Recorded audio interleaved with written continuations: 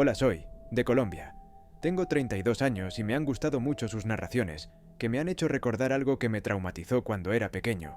Todo sucedió en Timbio, un pequeño pueblo a 15 minutos de Popayán, la capital del departamento del Cauca. Tenía 12 años y estaba de visita en casa de una tía. Allí tenía un grupo de amigos con los que me gustaba salir en bicicleta y hacer competencias alrededor del sector donde vivíamos. Una tarde, cerca de las 6, como siempre, nos reunimos todos los amigos, menos Franklin, que no salía de su casa. Pero, como siempre, la que sí se sumó por la ventana fue su abuela, para darnos su regaño tradicional por el ruido que hacíamos y porque no la dejábamos dormir. Sin prestar atención, seguimos con lo nuestro y terminamos de jugar. Eran cerca de las 8 cuando seguíamos ahí y vimos llegar en un auto a Franklin y sus papás. Fuimos a saludarlo y le dijimos que su abuela ese día nos había regañado más de lo normal, a lo que él respondió de forma agresiva diciendo: «De mi abuela no se van a burlar». Asombrados le preguntamos por qué nos hablaba así, y él nos respondió que su abuela había muerto en la madrugada, que ellos estaban llegando del hospital que se encontraba en la ciudad de Popayán. Inmediatamente quedamos perplejos, ya que le repetimos que nosotros la habíamos visto y que esa tarde nos había regañado, y de nuevo nos respondió que era imposible, que ella no estaba ahí,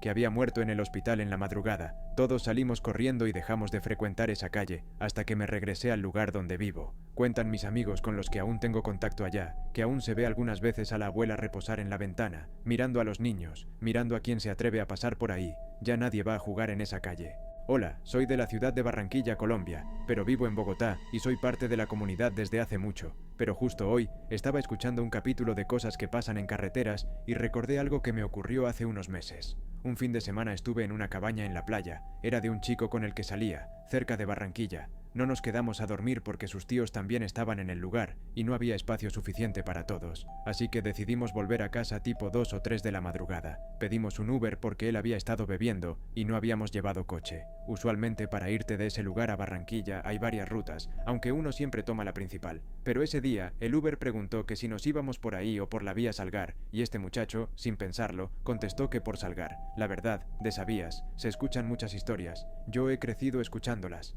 La más famosa es La novia de Puerto. Cualquiera que haya crecido cerca de la zona la conoce, y es la historia de una mujer vestida de novia que sale enfrente a los carros muy tarde en la noche y causa accidentes. Y creo que esto es algo normal que se cuente de carreteras solas o alejadas. Me di cuenta escuchando el podcast, pero yo la verdad nunca había tenido que vivir algo así, quizás porque en general en mi vida no salgo de noche por esos rumbos. Pero ese día nos montamos al Uber sin siquiera pensar en esos cuentos populares. El carro tomó la ruta que les comento, la cual yo ya había tomado de día, pero en ese momento me percaté de que era extremadamente oscura y sola. No había casas, iluminación pública, ni una sola lámpara, ni siquiera una gasolinera. Yo iba muy distraída hablando con este muchacho y de vez en cuando el conductor hacía algún comentario. Nos reíamos divertidos cuando de repente los dos se quedaron en silencio. Yo, que soy miopía, no venía mirando afuera, porque eso me produce mareo, pero el chico venía mirando por la ventana, el conductor con la vista clavada en el camino. Lo siguiente que escuché fue a él preguntando: ¿ustedes vieron eso? Yo volteé hacia mi acompañante, que estaba completamente pálido. La verdad, yo estaba confundida, hasta que él contestó que sí, que también los había visto. Me dijeron que venían dos personas o seres muy delgados y altos, vestidos uno con ropa como de las películas de Chaplin, incluso con el sombrero, todo de negro y traje. El otro, lo que creían que era una mujer, llevaba una manta blanca que le cubría de la cabeza a los pies. Ellos dicen que no tenían cara, o por lo menos ninguno de los dos alcanzaba a distinguirla, y esto no hubiese sido extraño, o por lo menos no tanto, si no hubieran sido las 3 de la mañana, si no hubiéramos estado en la mitad de la nada. Ellos quisieran devolverse a ver qué era, pero cuando miramos atrás ya no se veía nada, no había rastro de esas personas. El comentario del conductor, que también iba temblando con las dos manos en el volante, fue que él casi nunca se mete por ahí a esa hora, aunque por ahí lo mande el navegador, que le pareció raro que nosotros aceptáramos que era la primera vez que veía algo así. Seguimos en el camino unos 15 minutos más hasta que llegamos a la ciudad, y yo tenía un miedo que no me permitía estar a más de 1 metro de mi cita, porque de verdad me sentía observada, aunque con el tiempo he llegado a pensar que esto último era ya más sugestión que otra cosa, sugestión por el susto que acabábamos de pasar. Yo, que soy curiosa, la busqué en internet al día siguiente, pero no encontré nada, ningún relato de algo similar, nada que se pareciera a lo que vieron, así que no sé qué fue la verdad. Creo en lo paranormal, no es la primera cosa que me pasa, y creo que tampoco será la última. Por supuesto, continúo con la narración. Esa noche, después del encuentro en la carretera, me costó mucho conciliar el sueño. Las imágenes de esas figuras sin rostro rondaban en mi cabeza, creando un manto de inquietud y misterio. Me preguntaba constantemente qué habíamos visto realmente. ¿Eran simplemente personas jugando una broma macabra a altas horas de la noche, o había algo más en esa oscura carretera que escapaba a la comprensión lógica? En los días siguientes, el tema se convirtió en una especie de obsesión. Hablé con amigos y conocidos, intentando encontrar a alguien más que hubiera experimentado algo similar, pero mis esfuerzos fueron en vano. Nadie parecía haber visto nada parecido en la vía Salgar. Esto solo aumentó mi curiosidad y, al mismo tiempo, mi temor. Decidí hacer mi propia investigación, leyendo sobre la historia y las leyendas locales. Descubrí que esa área, aunque hermosa y tranquila durante el día, tiene una larga historia de acontecimientos extraños y apariciones nocturnas. Historias de figuras misteriosas, luces inexplicables y sombras que cruzan la carretera son comunes entre los lugareños. Sin embargo, ninguna se ajustaba exactamente a lo que habíamos visto esa noche. La experiencia me dejó con más preguntas que respuestas. A veces, cuando paso por esa carretera, no puedo evitar sentir una mezcla de temor y fascinación. Cada sombra, cada movimiento inusual, me hace recordar aquella noche y las figuras sin rostro que vimos. Aunque no tengo explicaciones concretas, esta experiencia me ha abierto la mente a la posibilidad de que hay más en nuestro mundo de lo que nuestros ojos pueden ver. Desde entonces, he tenido otras experiencias extrañas, algunas incluso más inquietantes que esa noche. Pero esa historia, en particular, se ha quedado conmigo, como un recordatorio constante de los misterios que aún esperan ser descubiertos en las sombras de lo desconocido. Y así, mis queridos oyentes, concluye mi relato de la noche. Gracias por escuchar y recordar. Mantengan la mente abierta y los ojos bien abiertos. Nunca se sabe qué misterios podrían revelarse en la oscuridad.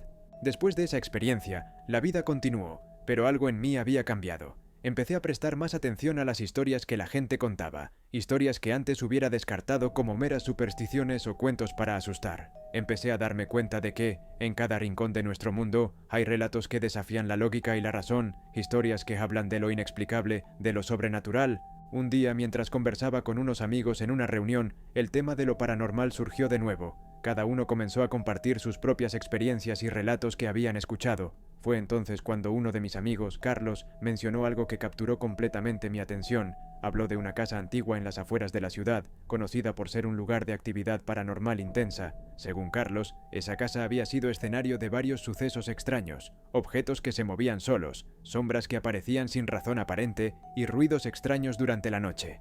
La curiosidad me consumía.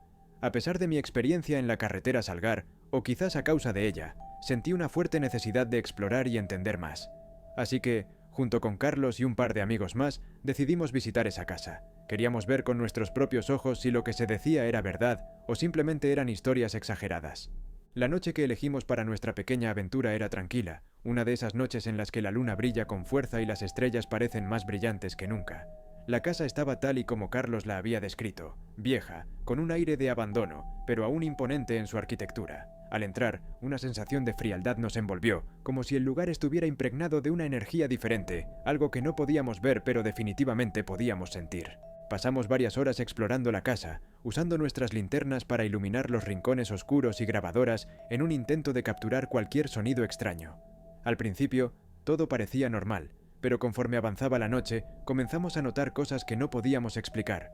Un cuadro que parecía cambiar de posición cada vez que lo mirábamos, un escalofrío que nos recorría la espalda sin razón aparente, y lo más inquietante, una puerta que se cerró de golpe cuando nadie estaba cerca.